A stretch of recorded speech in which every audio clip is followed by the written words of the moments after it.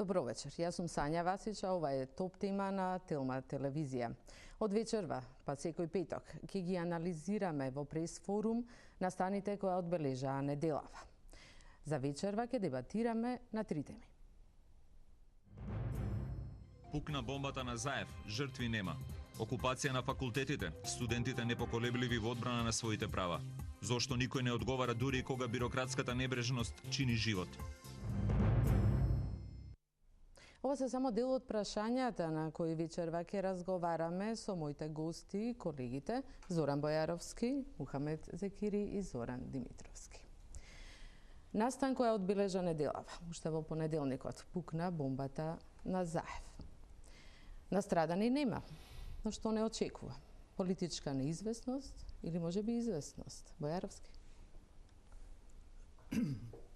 Мислам дека не е дури се уште, можеби ќе звучи вака за некој, може и да не се согласи за тоа, но мислам дека не сме свесни се уште за димензиите на целата оваа ситуација, целосно вака. Ја немаме целосната слика, иако таа може да се насети, таа ги исцрпува своите контури, меѓутоа како ќе оди сето ова и како ќе заврши, навистина е многу неизвестно, со оглед на тоа дека има и се уште прилично отворени прашања кои треба тој што ја поттикна целата оваа работа да даде одговор на многу дилеми што се појавија во меѓувреме.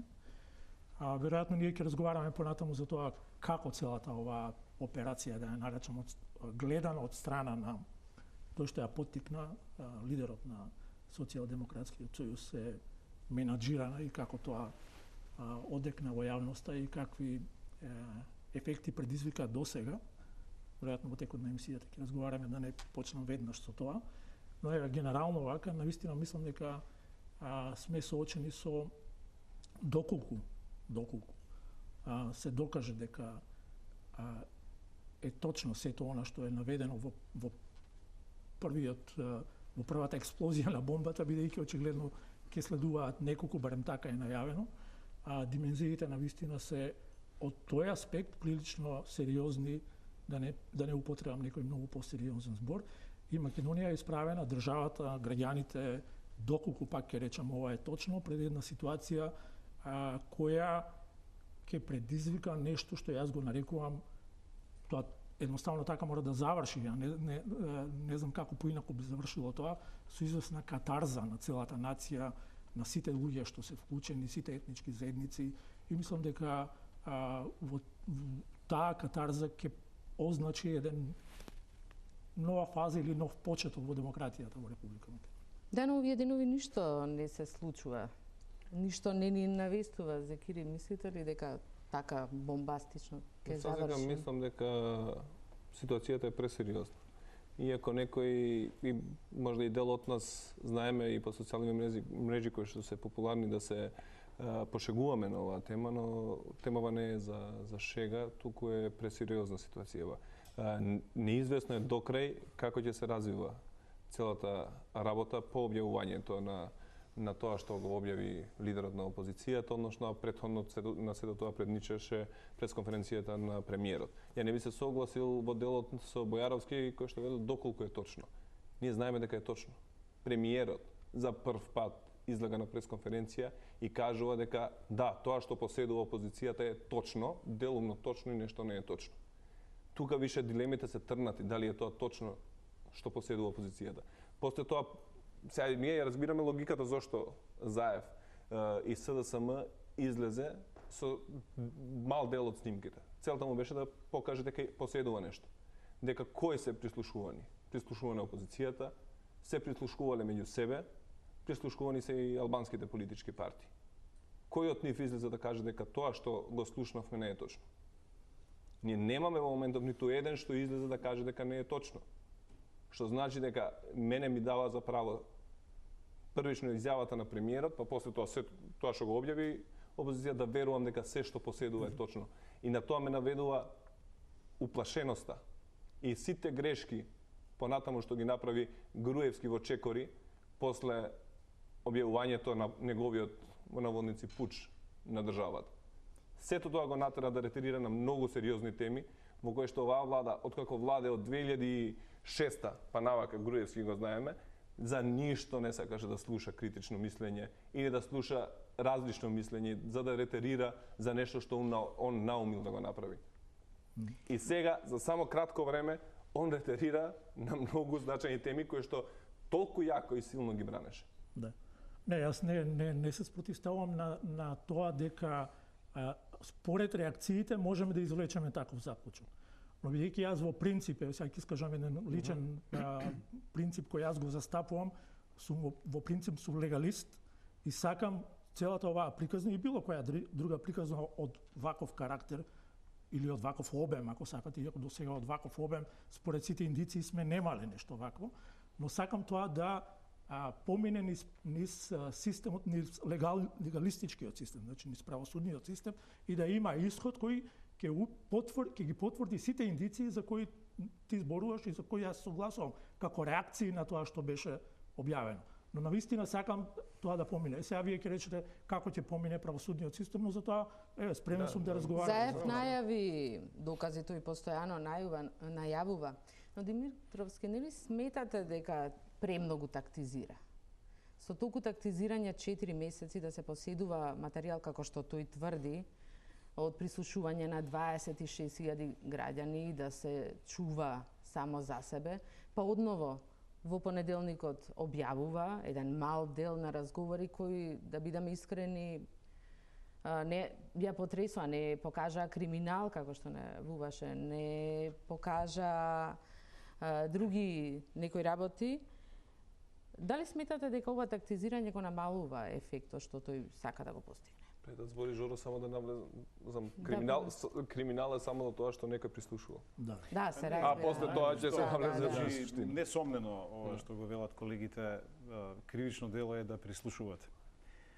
Според кривичниот законник на Република Македонија, ако сте службено лице, кривично дело е, иако казната е навистина за мене неспоредливо ниска, од 3 месеци до 3 години, ако сте службено лице и ако сте ги вклучиле државните уреди за прислушување, тогаш вие одговарате од 3 месеци до 3 години. За разлика од нашиот колега Кежаровски, кој одговара од 4 години нагоре. Но сега тоа настрана. Во однос на она што господинот Заев, дали се работи за политичка стратегија или тактика, тоа е работа на политичката партија СДСМ и тука немам намера да се мешам.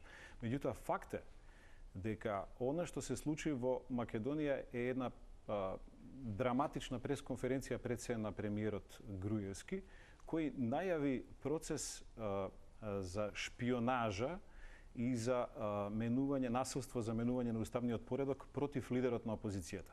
Тоа за мене е безпреседан процес во демократиите во Европа. Па ако сакате и во Југоисточна Европа, не сакаме да се споредуваме со некои други држави кои што се вон овие простори. Според тоа имавме значи реакција од господинот Заев, после тоа објавување на аферата прислушување, која што е многу сериозна. Значи се работи според неговите зборови за 20.000 или повеќе од 20.000 граѓани кои што се прислушувани, дека се прислушувани најголемите, врвните, значи политички играчи во државата, дека прислушувал, односно наредби издавал шефот на тајната служба, господинот Сашо Мијалков, кој што патем се роднини со премиерот и дека единствено тие двајца не се прислушувани. Односно тие двајца нивните меѓусебни телефони. Но сакам да кажам нешто друго, дека ние не можеме да релативизираме и да кажеме дека сега имаме обвинувања од две страни, нели? Туку веќе во јавноста се лиферувани снимки. Веќе во јавноста имаме податоци за тоа дека има крупна афера на прислушување и од друга страна има обвинување за шпионажа. Значи оваа работа мора да заврши. Јас имам еден проблем со, не заради тоа што институциите на системот не треба да ја завршат работа, туку затоа што има сомнеш дека институциите на системот се манипулирани од владеачките партии и според тоа не може да има доверба во институциите на системот. Од тие причини мислам дека според она како ќе се развива аферата, така ќе доаѓаме до моменти до кои што ќе гледаме политички решенија. Момент кој се спомнува во, да речеме, и во пуч и во бомбата се инволвираноста на странски држави, на странски служби. Најпрво беше од страна на Заев. Видовме една снимка што потоа ја цензурира, каде што вели дека изворот на неговиот материјал се странски држави. А потоа тоа го демантираше, дека не ја кажал вистината. Во сето тоа, од друга страна, во акцијата Пуч уапсени се само луѓе од земјава. Уапсени се Верушевски, уште двајца полицајци, потоа што упатува дека изворот е можеби тука. Каде вие ја гледате улогата? Има ли улога на странски држави, странски служби? Моето лично мислење е дека исто како и пресконференцијата на премиерот, која најави целата оваа приказна, која во моделите на менаџирањето на информациите меѓу владата и јавноста се нарекува преемптинг, предпразнење. Таа беше намерно предизвикана, односно намерно организирана, да се изврши предпразнење, да се подготви јавноста за нешто што следуваше. Тоа е вообичаена пракса во менаџирањето на информациите, во пропагандата. Ако сакате, и ова второто, измислувањето, односно промовирањето на надворешен непријател како фактор во оваа приказна, е исто така дел од тие механизми. Значи да кажете, иако тука да речеме, кога зборуваме за тактиките и на Заев, а и на владеачката гарнитура, има лошо одиграни потези кои предизвикуваат сомнежи и да и не.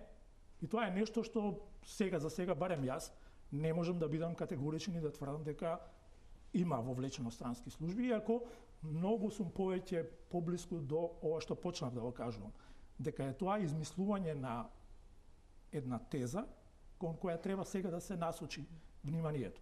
И како што гледате, целата јавност која го поддржа, која ги поддржа тезите на премиерот, ја прифати таа игра, тоа измислување на непријател, на надворешен непријател, за да го стимулира тој тип на стравови меѓу во јавноста во Република Македонија, на што се налепија овие новоформирани здруженија на граѓани за одбрана на Македонија, од кого, не знам, навистина, ако нема сериозни индиции, дури и да ја бранат Македонија од надворешен непријател, не знам како тоа би го направиле, ако би ја бранеле Македонија од внатрешниот непријател, кој, ја не знам, од мене ли ќе ја бранат Македонија, или од Зекири, или од Зоран, или од вас, од кого ќе ја бранат Македонија? Зошто има потреба за такво нешто? Но тоа е сето тоа влегува во таа приказна на креирање на една атмосфера која сосема ќе го пренасочи вниманието и ќе ги поттикне колективните стравови во Република Македонија, кои веќе со децении, особено откога оваа политичка гарнитура на власт, се прави прилично активно. Најмногу, сакам да се надоврзам дека, најмногу во тврдењата дека се инволвирани странски служби, не верува самиот премиер тој што го кажа. Затоа што токму тој и неговиот братучет Мијалков знаат многу добро од кај се информациите сега веќе. Ја тврдам за тоа, да има било што друго, они до сега ќе излезеа уште милион пати и ќе збореа за тоа. Он излезе само еднаш кога се појави пред јавноста, нивните министри се кријат, ги нема нигде за да зборат за оваа тема, го нема ни него никаде да збори. Он знае многу добро. Да имаше било која странска служба, ќе имавме некој доказ до сега покажано дека има индици целава прича да се тера натака. Вие сами спомнувате дека уапсените луѓе сите се луѓе од внатре од Македонија. Вчера во еден неврзан разговор со еден пратеник во Македонија се наоѓа германска делегација парламентарна и на почетокот со станокот германците се пошегувале. Рекле кога дојавме тука мислевме дека има тенкови на улица. Знаете што се спремало пуч. Имам интерес од странските држави. Гледаме, спомнавте германска делегација на Бундестагот. Имаше представник на Меркел пред некој ден. Амбасадорите се многу активни. Па ја знаат сериозноста на целава ситуација. Не само тоа, знаете што, ако има 20.000 прислушувани граѓани, има сигурно и многу амбасадори прислушувани, значи дека и инострански држави амбасадори се прислушувани. Сакам нешто друго да кажам. Кога вие зборувате странски служби и сте власт, треба да имате предвид дека во вашата држава, значи легално, легитимно функционира една странска служба со која вие имате договор затоа што сте членка, фактички подписник на договор специјален со Соединетите Американски држави, во кој Централната агенција на Соединетите Американски држави, ЦИА, има одделение во Америка. Ние знаеме дека господинот Цилјан Аврамовски, кој што беше во Управата за безбедност и контраразузнавање, долго време беше во минатиот систем, значи беше и во времето на СДСМ, остана помошник и кај господинот Мијалков. Значи, господинот Аврамовски беше човек за врски со ЦИА. Во ДБК постои одделение кое работи за ЦИА. Значи, ве молам, ако вие сакате да говорите дека странска служба делува во Македонија, делува, да, легално и легитимно, на која што ние ги даваме сите податоци поврзани, нели, со регионални безбедносни интереси, со некакви, не знам, фундаментален ислам и така натаму, милитантен ислам.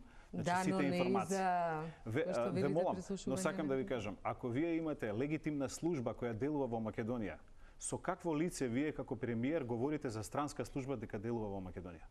Од друга страна, ја искрено да ви кажам, 20.000 телефонски разговори во Македонија, без оглед нели за кого станува збор, странска служба не може да слуша. Може да слуша единствено македонска служба затоа што нема интерес. Странската служба има интерес евентуално да слуша 5-10 луѓе кои се на позиции во владата, во војската, во полицијата. Зошто би имала интерес да ги слуша медиумите? Зошто би имала интерес да ја слуша опозицијата? Која е таа странска служба што главните луѓе во државата значи се работи за прислушување на Дирекцијата за безбедност и контраразузнавање на петата управа. Се сеќаваме на аферата Голем УВО 2001 година. Се случуваше слично нешто. Меѓутоа сега се случува нешто друго во драматични размери. И по мене бомба е самото прислушување, но јас очекувам, според тоа што го најави лидерот на опозицијата, и други бомби, според кои, нели, ако тогаш беше самото прислушување, сега се и кривични дела поврзани со организиран криминал и многу други, нели, престапи на законите. Самата бројка од над 20.000 прислушувања ја регистрира и странските медиуми кои известија за оваа афера во Македонија. Предлагам да го видиме прилогот како тие известува.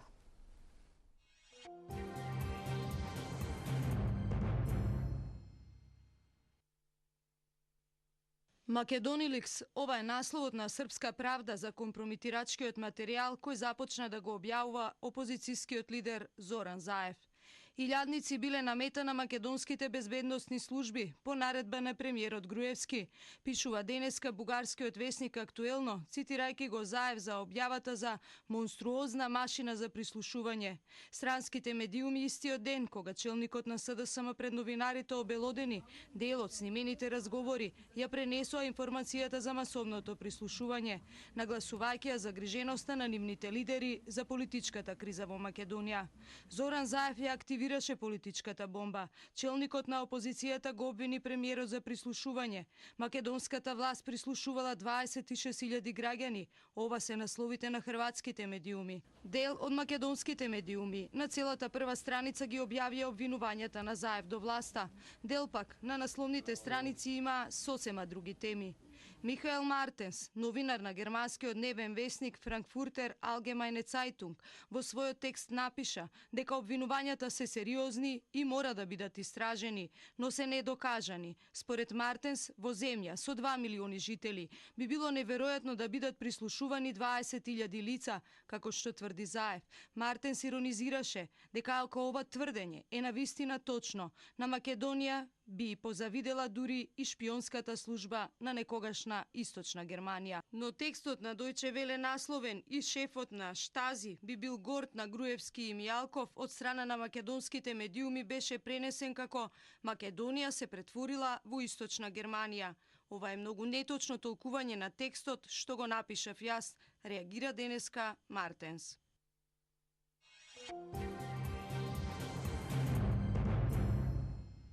Ако продолжуваме разговорот за темата на неделата, бомбата на Заев. Зекири, колку таа може да влијае или е тест за владеачката коалиција меѓу ВМРО, ДПМН и ДУИ? Таа е тест за цела држава, не е само за владеачката гарнитура. Оваа владеачка гарнитура нема да го преживее сето ова. И не сме, затоа што се знае кој го нарачал тоа и кој стои за прислушувањето. Тоа што според мене во оваа ситуација албанскиот партнер треба да го направи, треба да знае како да се позиционира во оваква ситуација. Седењето се уште со Груевски заедно во оваа влада и после ова, знаејќи дека он те прислушкувал и тебе, твоите министри, твоите соработници, ќе значи само дека си соучесник у сето тоа. Тој рече дека не е вознемирен многу, дека тоа се случувало и во други држави. Да, после тоа сака да ме убеда дека не го мислел баш така. Туку мислел дека во другите држави кај што имало вакви работи имало разрешници. И очекува разрешница, од друга страна се повикува меѓународен фактор да дојде да го води процес, затоа што нивниот министер за правда не верува во ова судство. Како да веруваме ние граѓаните? Како да веруваме во еден правен систем, во една правна држава, кога министерот за правда ти го вели тоа? Гледаме што прави обвинителството. Циркус направи од целиот случај и ние очекуваме да има судска разрешница. Значи, тоа е најболното тука, што јас не верувам, ако вака останат работите, со овие луѓе кои што се на раководни институции, било во судството, било во секаде во државата, дека нешто ќе мрдне и на крај ќе се дознае вистината. Бојаровски, зошто ако доказите кои ги поседува Заев според Зекири се толку цврсти, зошто е таа предпазливост? Многу предпазливо тоа го откри. Во понеделникот, тоа што го имавме прилика тие разговори да ги слушнеме, беа, како да речем, некои дури ги нарека за сеир. Да. Прво, уште еднаш да потенцирам и колегите го кажаа тоа, првите индиции дека имало прислушкување во Република Македонија неовластено се доволни за да има голема афера.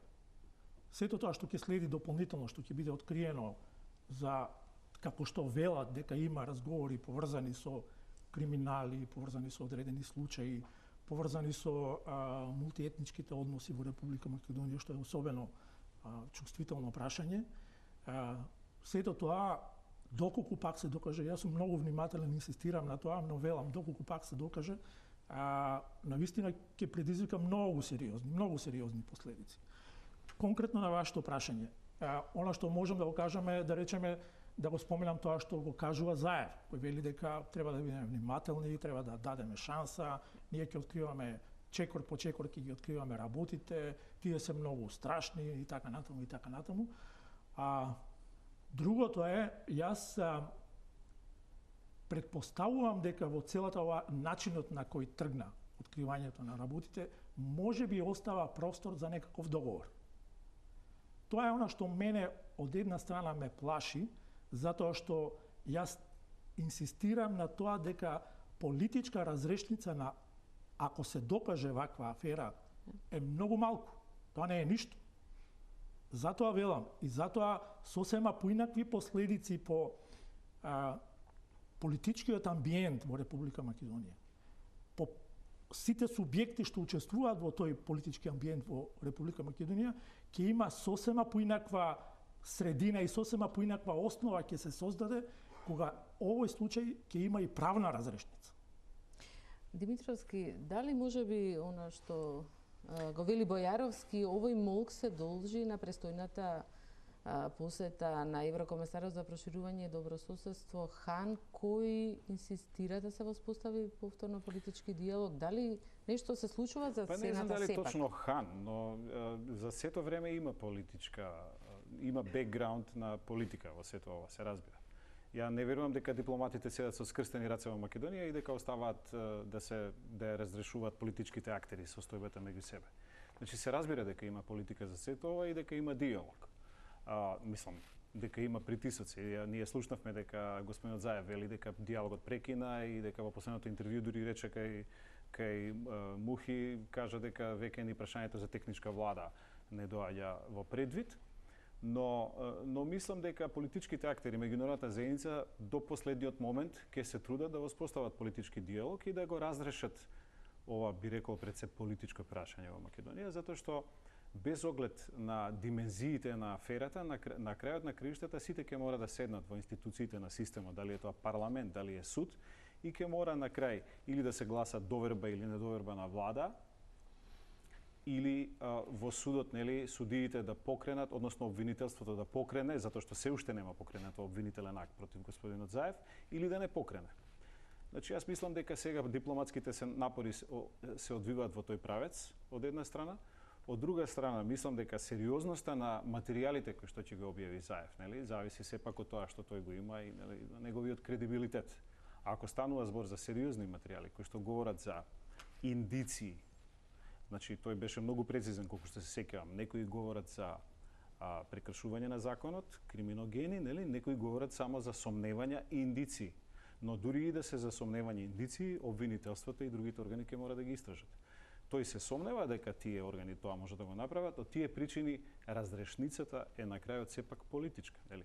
Мораме да има. Тој верува во нова влада, во повлекување на премиерот, во нова влада, распишување избори, техничка, ако не е техничка, тогаш коалициона или некаква преодна концентрациона влада и така натаму. Значи, јас верувам дека е тоа решението.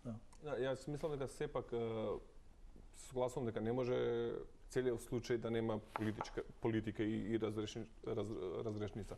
На крај мора парламентот, како што спомна и Жоро, да изгласа недоверба нова влада, да се најде модалитетот кој ќе ја раководи оваа земја до наредните избори. Но тоа што не смее да се направи е, не смее да има пазарења меѓу опозицијата и власта во однос на тоа што поседува опозицијата. Во тој случај треба да се покрене кривична пријава против лидерот на опозицијата, ако он реши да се пазари на оваа тема. Но он е решен, барем јавно до сега што има настапано, дека се што има како докази, се ќе биде прикажано јавно на луѓето да бидат запознаени. И само тука не сме да се направи грешка или да се дозволи да има било какви пазарења со тоа што поседува опозицијата за да се постигне некоја цел. Бојаровски предлага блок реклами, ќе го продолжиме разговор.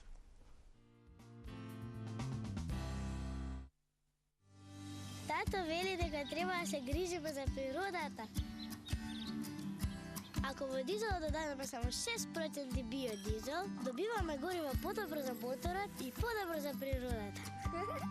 94% кристално чист ултра дизел, плюс 6% премиум биокомпонента. Подобро подмачкување, зголемена моќност, намалена емисија на штетни гасови. Новиот ултра дизел биоджет. Подобар за моторот, подобар за природата. Само на бензинските на Макпетрол. Секоја мешавина чај е произведена следејќи ја традицијата и е зачинета со единствена грижа и љубов за вас. Ново од палетата на Good Nature. Медицински чаеви премиум. Од Алкалој, Скопје. Suzuki Swift. Забавен, богато опремен со јапонски квалитет. Сега достапен за 9690 евра и новиот S-Cross со акциска цена од 13990 евра и гратис зимски гуми. Сите модели имаат 5 години гаранција. Понудата се однесува на ограничени количини. Проверете на mirkat.mk. Suzuki Way of Life.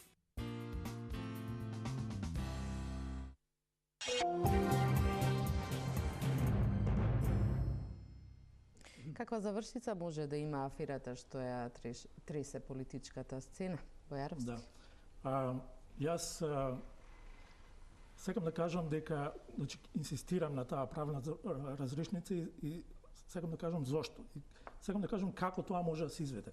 Значи, политичка разрешница на овој случај може да има во две фази и тоа непоследователни. Меѓу тие две фази мора да има правна разрешница. Што значи тоа? Според тоа какви индиции има тоа што го поседува Заев, тоа има застрашувачки размери. И тоа не може да остане во рацете на еден човек или на една партија. Не може. Само околу тоа јас немам никакви дилеми. Заради тоа, мора прво да постои еден политички договор, сериозен политички договор на главните политички актери во Република Македонија. Двете најголеми партии, вклучувајќи ги двете најголеми партии на албанците, доколку сакаат и останатите партии, се разбира би било пожелно да ја поддржат таа иницијатива, најголемите 4 партии во Република Македонија, најтранспарентно, но не со посредство на меѓународни фактори, затоа што со тоа покажуваме дека сме држава која има особини на протекторат. Тоа не е добро. Тоа не е добро за дефинирањето и за прикажувањето на зрелоста на држава. Ако така оставиш, никош нема да се договорат. Не. Сами.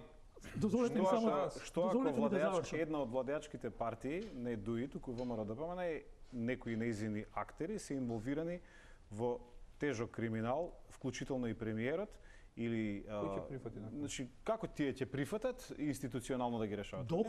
Доколку не прифатат, тоа покажува индици да посериозно да се сомневаме.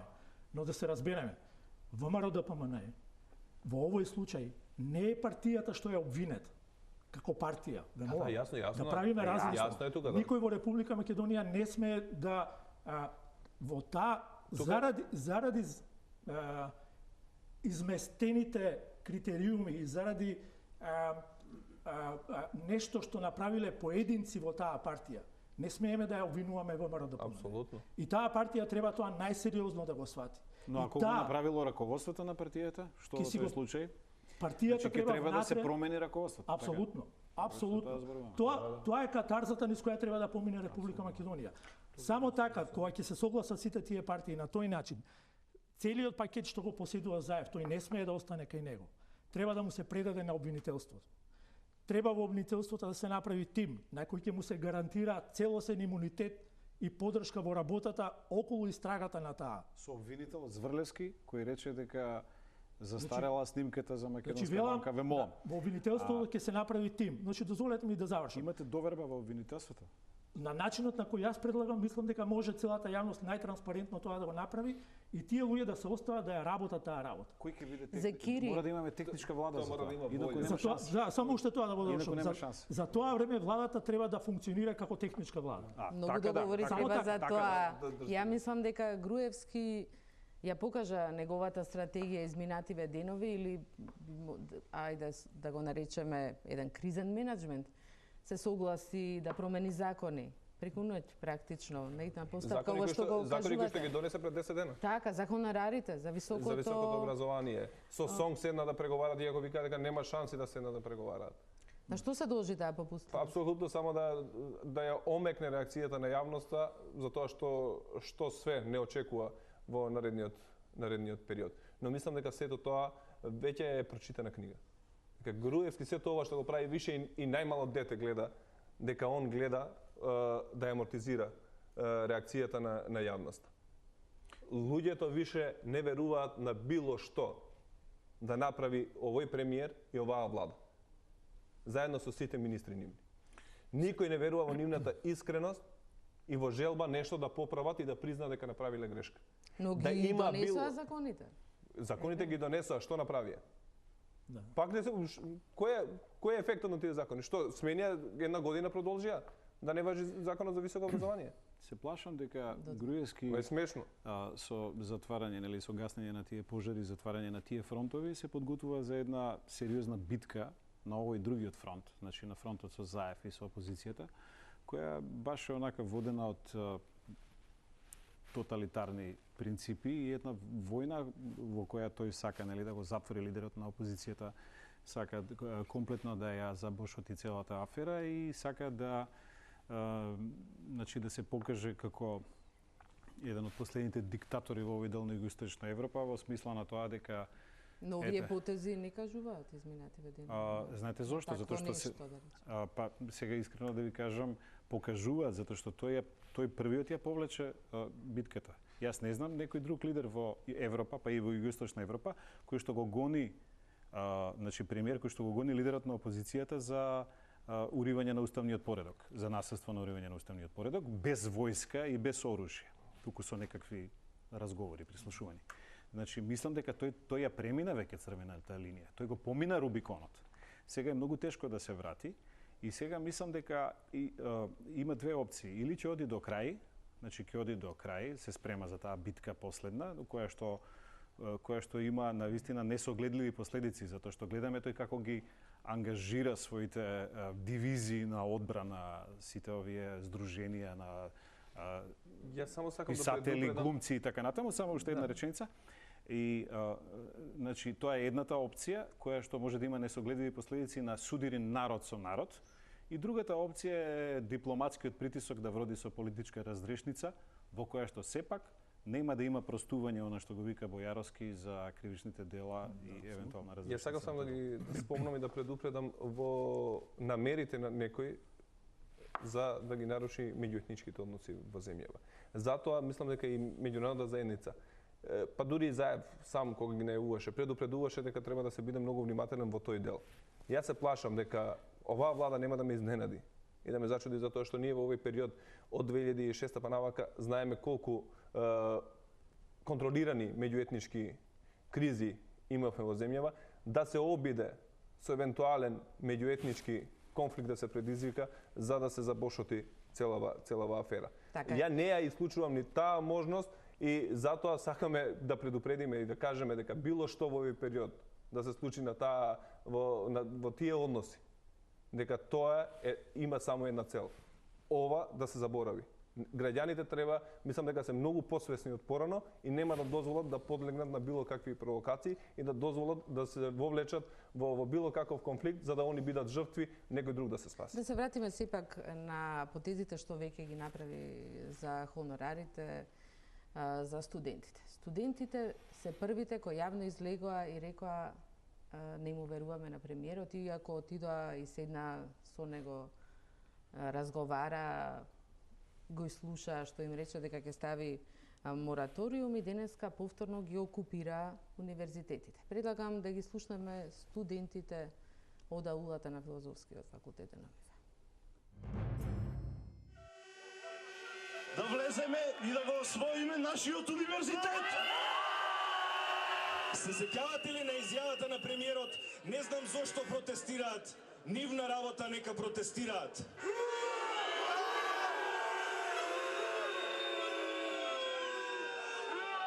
Се сеќавате ли на сите црвени крупчиња? Затоа сега, дозволете ни да бидеме скептични во оваа ненадена попустливост.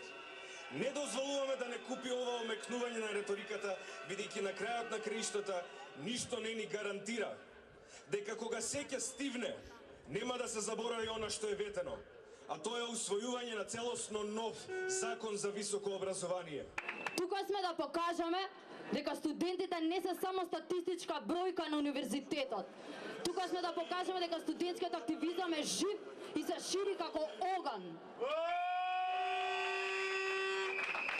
Тука сме да покажеме дека не сме наивни и дека нема да подклекнеме додека не се исполнат нашите барања. Нема да се повлечеме од појаки критериуми за професорите, нема да се повлечеме од контролни механизми за проверка на знаењата на студентите. Дали тоа ќе биде државен испит, дали ќе биде нека друга форма, меѓутоа мора да има правни механизми кои ќе ги проверуваат знаењата на студентите. За мене за сега е неспатливо реакцијата на студентите. Ние сите наши одлуки ги доносиме на ниво на демократија на нашите состаноци, така да во зависност од исходот на состанокот ние ќе ги одлучиме тие работи, но сепак ние повеќето од нас се составот дека сакаме да продолжиме некаков притисок во однос на тоа што ние од претходни искуства и многу не им веруваме на надлежните институции во целата ситуација.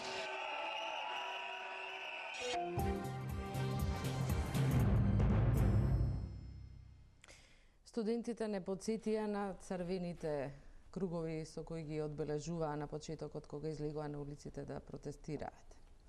Димитровски, во Фокус напишавте дека Заев не им ја припуштил политичката битка на граѓаните, туку ги потикнал студентите. Не им ставате црвен круг со ваков став? Не, апсолутно не. Јас мислам дека значи коренот на таа теза во што лежи. Да не се случаат такви избори, да не ги бойкотираше опозицијата, односно опозицијата да не како што се случи, не седна во парламентот. Значи, ја почна својата битка за враќање на демократијата и слободата во Македонија. Да не се случеше тоа, Груевски немаше да се почувствува толку силен и таков диктатор, да донесе толку абсурдни закони, какви што се законите за во високото образование, какви што се законите за хонорарците, сето она што во меѓувреме се случуваше, нели, со образованието, синдикатите во средното образование и така натаму. Мислам дека отсуството на опозицијата во парламентот создаде една состојба власта да се чувствува многу комотно и да поведе една битка против овие групи во граѓанското општество, како што се студенти, значи образование, култура и други дејности, и сето тоа се разбира дека доведе до отпор. Кога вие ќе донесете такви абсурдни закони, нормално е дека ќе се појави отпор. Јас не сакам да му ја придадам важноста на Заев, ако сте ме сватиле погрешно евентуално, туку сакам да кажам дека токму тој потек на опозицијата кој претходно осуствуваше, ние знаеме дека претходната раководство на СДСМ, Бранко Црвенковски, имаше одреден отпор, но по притисок од Брисел брзо се врати во парламентот. Имајќи многу значи, аргументи и документи за фалсификување на избори, Заев одлучи, опозицијата која што тој ја предводи, одлучи да не игра во оваа политичка игра, и мислам дека тоа и даде комоција на власта да го направи она што го направи, и потоа се родија овие Бојаровски, движења. вие се согласувате дека Заев или опозицијата има влијание врз ова студентите? Не, апсолутно. Мислам дека студентското движење е еден многу сериозен, автентичен, многу храбар. Апсолутно треба да го поддржиме. Е само еден дел од она што последниве неколку години се појавува како граѓански активизам во Република Македонија, како нешто што е израз на една прилично висока веќе граѓанска свест во Република Македонија на одделни групи и сегменти. На многу. Многу од оние ги имавме прилика да ги видиме сите, и студентите, хонорарците, припадниците на маргинализираните групи, синдикатите и така натаму и така натаму. И тоа е една паралелна приказна во Република Македонија со она што е приказната на политичките субјекти во Република Македонија, и ние само така треба да ја гледаме и само така треба да ја охрабруваме и да ги славиме, како што напишав на мојот Facebook профил, сите нивни мали и големи победи. Да ги охрабруваме тие луѓе, секоја пројава на граѓански активизам треба да се охрабри.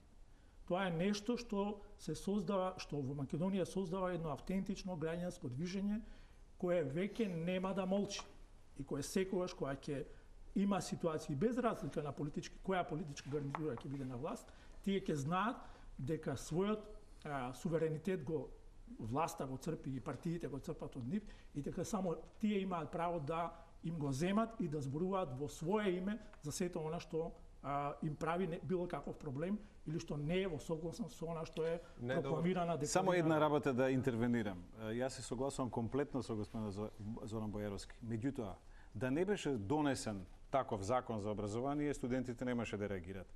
Значи, станува збор за една диктатура во подем, нели? И кога го достигнува својот врв, кога допира до најниските нивоа, тогаш се раѓаат тие граѓански движења.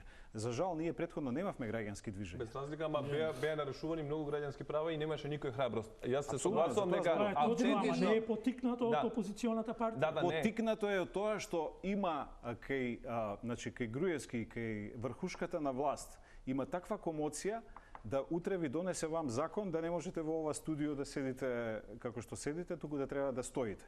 Значи, сакам да ви кажам дека збеснатата власт е предизвикана од некои други процеси, нели? Не е од граѓанското движење. Зошто тогаш се дистанцираат толку студентите од политика? Колку е автентично студентското движење и дека апсолутно е автентично и дека они предничат во охрабрувањето на сите други категории на незадоволни граѓани.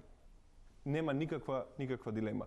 Никој не може да им препише дека се дел манипулирани од една политичка страна или од друга. Најдобар пример за тоа е дека таму заедно, кога сме виделе ние последен пат, да не беа сега студентите, да видиме дека заедно и албанци, и македонци, и турци, и босјаци, сите за прв пат да се соединат, да излезат, да го кренат гласот против нешто. Они предничат на се и апсолутно треба да се охрабрат и да се поддржат во нивната активност што ја прават. И некој не смее да им припишува било што на тие млади дечки. Они се носечка сила, они треба да предничат во сето тоа, односно они веќе ја најавија промената што треба да следи во оваа земја. И нешто да не заборавиме, она што се случува во Република Македонија исто така како особина на овие граѓански движења е солидарноста меѓу граѓанските групации и граѓанските иницијативи. Затоа никако не смее да се гледа и не смее да се дозволи да се оцрнуваат сите оние што поддржуваат одредени групи, а доаѓаат од други групации. Да. Солидарноста е таа што ги обединува граѓанските организации. И само да илустрирам една ситуација, апсолутно се согласувам дека граѓанскиот револт и граѓанската акција настанува заради притисокот што го создава власта, која ќе забега во својата. Нема шанси. Да. Тоа вие знаете како. Вие претпоставам дека сите го имате тоа искуство. Кога држите песок на плажа, ситен песок во рацете, за да ви остане во раката, вие треба да го држите внимателно. Ако почнете да ја стегате раката, ја стегате, кај ќе отиде песокот? Истече. Така истекоа студентите, така истекоа хонорарците, така истекоа маргинализираните заедници, верските заедници. Штрајкот во образование, кој што никој не се случува. И тоа се автентични процеси како резултат на стегите што ги прави. Значи, не сакам да бидам разбран погрешно дека некој политички тие процеси ги поттикнувал. Напротив, мислам дека во општество каде што немате политичка опозиција во парламентот, кога СДС ја нема, СДСМ ја нема во парламентот, кој дава сериозна комоција на власта да прави што сака, логично е да се судри со граѓанскиот свет, со граѓанските организации. Тоа мислам дека ги поттикна. Од тие причини јас тогаш напишав дека улогата на Заев да не влезе во парламентот е значајна од овој аспект. Само тоа ми беше Закирија, што ако во понеделник студентите и владата се договорат за нов закон за високо образование, им ги прифатат практично сите барања? Тоа ќе биде регистрирано само уште една победа и дека студентите се во право и дека они ќе продолжат, нема да застанат тука. Така е. Тоа така треба да се слави. Тоа треба да се свати, ништо повеќе. И така треба да се охрабрат сите други, дека тоа може да го прават. И дека тоа е апсолутно нивно уставно право да се организираат во граѓански иницијативи секогаш кога за тоа ќе почувствуваат потреба, дека смеат да излезат пред владата било каде, гласно, на било кој начин, ненасилно, да го изразат својот револт и тоа да го прават на еден креативен начин како што најдобро го прават студентите и тоа постигнува резултати.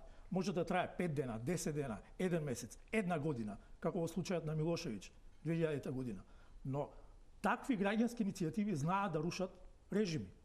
Но еве, тие имаат само едно барање. Имаат барање кое ќе им биде исполнето. Потоа ќе се вратат во своите амфитеатри, книгите ќе Ама денеска беа заедно со хонорарците да им помогнат. Не, хонорарците дојдоа кај нив. Не, дојдоа кај нив, ама они им се придружија. Со сила не ги зема никој. Не мислите дека ги може да бидат злоупотребени? Не се забораваат. Тој тип на победи се нешто што, како да кажам, инфицира друга граѓанска иницијатива, охрабрува, врз искуството на еден успех се храни друг, се поттикнува нова граѓанска иницијатива која ги зима добрите практики на претходната и ги применува и освојува нови победи.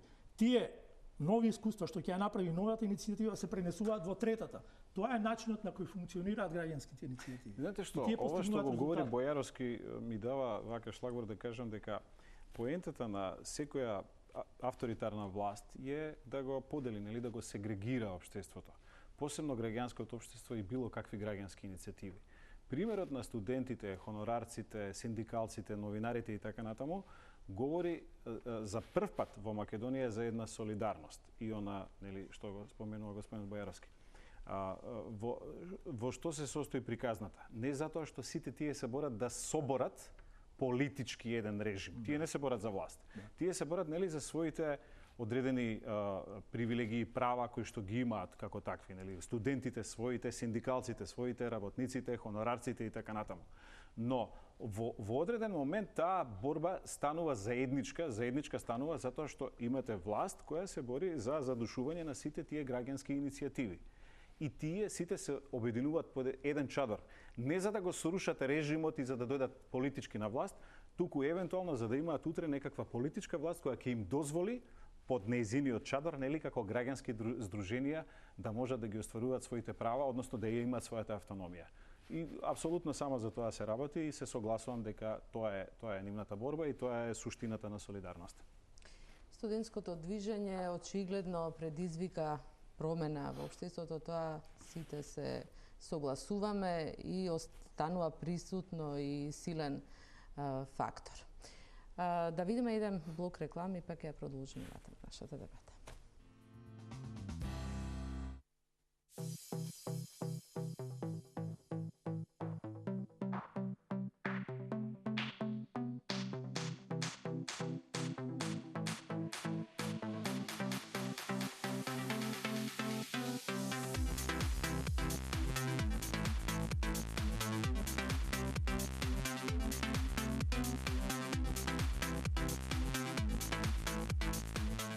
Повеќе кредит за 3 пати повеќе дружење. За твоите 100 денари добиваш 300 денари кредит. Активирај со повик на 1450. Джабест, најефтин припеид. 7 Days Double. Вкусот е во миксот. We go drink drinks and take shots until we fall out like the roof on fire. Now baby get my booty naked, take off all your clothes and light the roof on fire. Tell her baby, baby, baby, baby, baby, baby, baby, baby, baby, baby, I'm on fire. I tell her baby, baby, baby, baby, baby, baby, baby, baby, baby, I'm a fireball.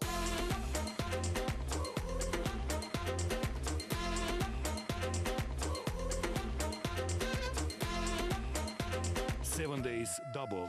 Вкусот е во миксот.